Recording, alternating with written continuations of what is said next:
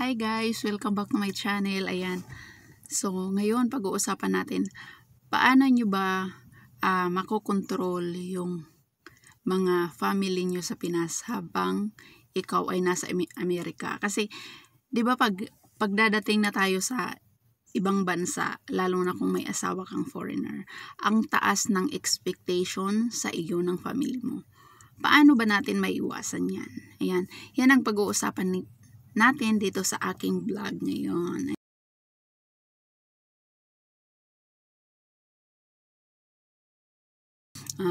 Share ko lang. I was OFW for 3 years. Ayun nga. So, yung expectation ng family ko laging padala. Diba? Kasi ganun eh. Kasi yung akala nila, ang akala ng marami kang pera. Yan, ang akala ng family natin na, nag-abroad yan eh. Nagtratrabaho yan eh. So, madaming pera doon kasi malaki ang value ng money doon sa ibang bansa. Yan, 'di ba? Ang taas ng expectation nila. So, paano naman kung pumunta ka nga sa ibang bansa pero nag-asawa ka at hindi ka naman nagtratrabaho or nagtratrabaho ka nga pero bumubuo ka rin ng family, may sarili ka ring family dito. So, paano mo 'yun makontrol yung ganong expectation na ang problema kasi sa atin, lalo na sa mga kamag-anak natin, yung gusto nila, once na manghingi sila, bigay ka agad. Ayan. Tapos pag one time na di ka nagbigay, masamang anak ka na or masama ka ng kamag-anak, ganun. O, diba? So, paano mo yun maiwasan na wag silang mamihasa? Ayan. So, ako, personally, yung ginawa ko, bago ako umalis ng bansa, kasi naranasan ko na nag-OFW na ako. Siyempre, ganun yung ginawa ko, padala lahat. Ang ending kasi, ang problema, pag sige yung padala mo, darating at darating yung time na pag wala ka nang maibigay, doon mo yung, parang wala na, nasayang lang yung mga binigay mo. Kasi kahit anong bigay mo, kulang talaga yan eh. So, iniba ko yung sistema ko nung nag-decide akong pumunta ng Amerika. Unang kinausap ko yung family ko. Sabi ko, aalis ako, mag-abroad ako. Sasama ako sa asawa ko at dadalhin ko yung mga bata. Ibig sabihin, hindi ako magtratrabaho doon agad-agad. So, gusto ko, medyo babaan nyo yung expectation nyo sa akin. Hindi ako makakapagpadala palagi kasi may mga anak akong binubuhay. Ayan, may mga anak kaming bubuhayin at sila yung priority. Yung family ko sa abroad, which is yung mga anak ko at saka yung asawa ko yung priority namin. Kung ano yung sobra, magbibigay kami. Ayan, hindi ko sinabing obligasyon ko magbigay sa inyo. Kasi nasa culture natin yan eh, parang nagigil trip tayo na obligasyon natin yan kasi kamag-anak natin yan tapos tayo yung mayroon eh. Sinabi ko talaga yan na kung ano lang yung sobra, kung meron ako, magbibigay ako. Pero wag nyo akong pipilitin. Wag nyo sasabihin na kasi obligasyon mo yan kasi anak ka namin eh. Kasi ikaw ate eh, lalo na yung panganay ka. Yung kapatid mo nag-aaral pa, kailangan pag-aralin mo. Hindi ko inano sa kanila. Yung lagi kong sinasabi sa kina mama, magbibigay ako kung mayroon ako, kung may extra kami. Pero hindi po pwedeng yung tipong pang tuition ng anak ko, ibibigay ko sa inyo dahil lang nanghingi kayo. Hindi pwede yun. Hindi rin naman papayag yung asawa ko sa ganun. Kasi dyan dyan nagsisimula din yung away mag-asawa sa dito sa US, yung asawang American at saka yung Pinay. Nagre-react kasi yung asawa kasi mas inuna mo yung i-priority yung family mo sa Pinas. Dapat kasi talaga unahin mo yung binubuo mong pamilya dito sa US kasi once na kailangan mo ng pera dito sa US, unless marami kang credit card, wala kang mautangan. So, kailangan una mong obligasyon. Yung obligasyon mo talaga dito, yung pupunuin mo, may bayad sa bills, makapagtabi ng konti para sa savings, kasi hindi ba iwasan yung mga emergency dito, talagang magugulat ka, tapos mahal yung doktor. So ayan, yun ay dapat yun talaga yung priority mo. Tapos kung ano lang yung sobra, yun yung ipapadala mo. Yung kadalasan pa kasing nangyayari yung mga Pinay sila ng negosyo sa Pinas. O sige, magnegosyo na kayo. Magdinegosyo tayo, tutulong sa mga kamag-anak doon, magbibigay ng negosyo. Tapos hindi nasunod yung gusto nilang mangyari. So na-disappoint sila, nagkagulo. Yan. Tapos susubok uli, nag-iba lang ng negosyo, tapos gano'n na naman. Pag alam nyo guys na paulit-ulit na lang yung ganyang senaryo, yung parang akala nyo minalas lang kayo sa isang negosyo, tapos mag-move lang kayo sa isang negosyo, tigilan nyo na. Wag nyong hindi ko nilalahat ha, pero wag nyong taasan yung expectation nyo rin sa family nyo doon, na porket kayo yung nagbibigay, tingin nyo mapapasunod mo na sila. Wag nyong taasan yung expectation nyo, kasi masasaktan lang kayo. So kung yung masasabi ko lang kung ano yung extra mo, kung ano yung kaya mo, ibigay mo. Pero wag kang mag-expect na gaya niyan, kinapos ka, makakahingi ka, wala. Kung ano yung ibinigay mo, wag mo nang anuhin yun. Wag mo nang pansinin. Wag mo na sabihin na someday, baka kailangan mo ng pera, maasahan ko sila. Wag mo talagang itatanim yan sa utak mo, kasi diyan nagsisimula ang disappointment. Magkakagulo lang kayong family mo kasi syempre, yung family mo doon sa Pinas, iba yung expectation.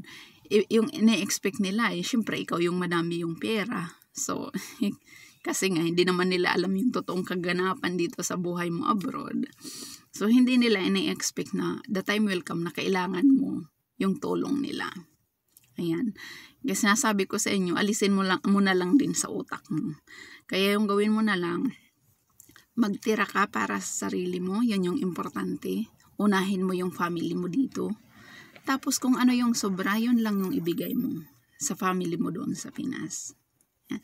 Oo, yung iba sasabihin, ang damot naman, ang selfish naman, dapat obligasyon niya yan kasi family niya yan sa Pinas. Nanay niya yan kapatid niya yan. Hindi yung obligasyon mo, yung asawa mo dito sa ibang bansa at yung mga anak mo. Lalo na kung hindi ka nagtratrabaho, tapos yung pera mo lang, pa-allowance lang naman galing sa asawa mo, tapos ibibigay mo pa sa family mo. Pwede naman magbigay, pero wag mong itudo. Siguraduhin mo lang talaga na pag nagbigay ka, hindi ka nag-aantay ng anong kapalit. Kasi doon ka lang madidisappoint Dapat pag nagbigay ka, sabihin mo, sige, sa inyo na yan, bahala na kayo. Ganun. Pero wag mong sanayin, kasi magkakaproblema ka rin. Yung darating din yung point na lagi-lagi na lang, yung parang yung tipong ikaw na yung inasahan sa lahat ng bills. Yan, so mahirap din sanayin. Yan. Basta i-control mo lang, unless kung maybe siguro emergency. Yan. Kung emergency talaga, hindi maiwasan yan. So magbigay ka. Kung meron ka, kung wala, edi wala. Pero yung sasabihin mo na buwan-buwan pa allowance, tapos, pero syempre titingnan mo rin yung capacity, yung kapasidad ng family mo. Halimbawa kasi, kung yung family mo nasa probinsya naman, may lupa kayo sa probinsya, kaya pa naman nila mag-farm, or alam mo yon, yung kaya nilang maghanap buhay. Just let them be. Hayaan mo silang matuto sa tumayo sa sarili nilang paa. Kasi mahirap yung dumating yung point na hindi na sila kumilos at ipinapasan na sa'yo lahat ng obligasyon. Yan. Kasi ikaw din yung mahihirapan, lalo na kung may mga anak ka rin dito na pinapalaki, which is obligasyon mo talaga. Yan. 'Diba? So, nasa sa'yo yung control eh. Ikaw yung may control. Siyempre, ikaw yung may pera. Yan. Ikaw yung may kapasidad magbigay. So, ikaw din yung may kapasidad na mag-say, ayaw kong magbigay. Yan. Ikaw yung may control. Hindi yan yung sila. Huwag mong papansinin yung sasabihin na, ay madamot ka kasi dapat obligasyon mo to eh. Huwag mong papansinin yan. Kasi, lang yan, nang giggle trip lang yan sila. Hindi ka dapat papadaig sa sa kung ano yung sasabihin ng tao sa'yo. Dapat, finances mo yan, sarili mo, control mo yan. Ikaw yung may kapasidad magbigay, control mo kung ano lang kaya mong ibigay. Yan. Mahirap mahirap na hayaan mo silang sobrang taas ng expectation sa'yo. Tapos, kumbaga, pinupunan mo naman yung mga expectation nila kasi nga nahihiya ka. Mahirap yun kasi at the end of the day, ikaw at ikaw pa rin yung mahihirapan. Ikaw yung magsasuffer na, ay, wala na pala, naubos na pala akong kakabigay, taas ngayon wala akong pera.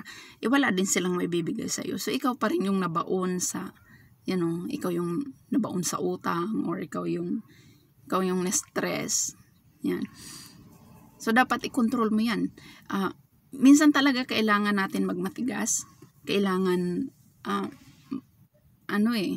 it takes a lot of courage talaga din. Emotion. Yung minsan kahit gusto mo magbigay, hindi na lang kasi nasasanay na, namimihasa. Kaya kong i-control yan, nasanay na ako. Kasi, yung ko, once rin naman na di ka magbigay, kahit bigay ka ng bigay, kahit lahat yan, 100 times ka nagbigay, isang beses ka lang di magbigay, may masama nang masasabi sa iyo yung tao. So, mo na, ilubos-lubusin mo na. Magbigay ka lang kung ano yung kaya mo. Huwag yung tipong ipinangutang mo pa. Kasi ikaw yung mahihirapan. Mahirap dumating sa puntong ganun. Yung ikaw na yung na-stress dahil lang sa yung feeling mo, hindi mo napupunan yung obligasyon mo sa kanila, which is wala naman talaga. Yan, inispoiled mo lang. Ayan, di ba? Sasabihin ng iba siguro, may pagkamasamang ugali yung ito. Pero ganun talaga. I mean, napagdesisyonan ko na mamumuhay ako sa kung ano yung gusto ko. Magbibigay lang ako kung kanino ako gusto magbigay. Kung sino lang yung hindi ko inano yung sarili ko na obligasyon ko kayong lahat. Wala akong ganun. Nagbibigay lang ako kung kailan ko gusto. Minsan kahit di ka manghingi, bibigyan kita kasi trip ko lang. Ganun lang ako. Kasi hindi ko rin kaya magpaasa ng maraming tao sa akin na buwan-buwan na lang may humihingi sa akin. Kasi may dalawa akong anak. Tas may edad na yung asawa ko. So, hindi ko rin alam kung hanggang kailan ko kayang gawin yung mga bagay na yan. Kaya, wala akong pinapaasa. Kahit sila mama, hindi ako nagpapaasa na. Nagbibigay lang ako minsan. Sabi ko, magbibigay na lang ako sa ganito. Pero, hindi nila yan alam kung kailan ba ako mag-stop. Kasi wala akong sinabing, sige, magbibigay ako ng magbibigay. Nagbibigay lang ako kung sige, sa ganitong bibigay na ako. Pero, hindi nila yan alam na kung kailan talaga, hanggang kailan. Kasi wala akong sinabi. Ayaw kong mangako, mamaya di ko matupad. Maganda na yung So, at least, yung family ko, dahil nga ganyan yung diskarte ko, wala silang mataas na expectation sa akin. Hindi yung tipong sa buwan, sa pitsang ganito, alam na ng family ko na magbibigay ako, hindi. Wala silang ganong inaasahan sa akin. At saka bata pa yung parents ko. So, I guess, isa din yun. Kasi maybe, magbabago yan pag hindi na nila kaya magtrabaho. For sure. Pero ngayon kasi bata pa, syempre, kailangan kumayo din sila. Kasi may bunso namin pinapaaral pa. So, hindi naman pwedeng akuin ko yung responsibilidad nila. Kasi may responsibilidad din ako. May mga anak din ako, diba? So, ayan. I just leave them alone. nagbibigay lang ako kung kailan trip ko, kung talagang kailangan. So it's a matter of priority nga. Ayan, yun yung punto doon. At kung paano nyo i-control yung sarili nyo para hindi kayo maabuso ng mga family nyo sa Pinas. O, diba? Kasi maraming Pilipina, yan yung problema. Kung paano nila hihindian yung mga demand ng kamag-anakan sa atin. Ayan. Kasi masakit naman talaga eh. Pero kailangan natin turuan din sila minsan na matuto tumayo sa sarili nilang paa. Kasi hindi natin alam kung hanggang kailan natin kayang panindigan yung obligasyon kung mangangako tayo tas hindi natin matutupad, tayo pa rin ang lalabas na masama. So maganda na yung ngayon pa lang maging upfront kayo, sabihin nyo kung hanggang ano lang yung kaya nyo or wag kayong mangako, and then magbigay lang kung meron extra. Lahat masaya, walang samaan ng loob. So ayun lang, maraming salamat sa panonood at sana may natutunan kayo. Please leave a comment below kung ano ba yung opinion nyo tungkol sa kasi hindi maliit na issue to. Malaking yan kasi laging problema talaga to ng mga OFW na yung tipong wala nang natitira sa kanila dahil lang sa kakabigay sa family sa Pinas. So ayan, kaya dapat matuto tayong kung ano ba yung magandang strategy. Ayan. So ayan, kayo ng opinion nyo, mag-comment kayo. Ayan, maraming salamat sa patuloy na pagsuporta sa aking channel. Ayan, bye.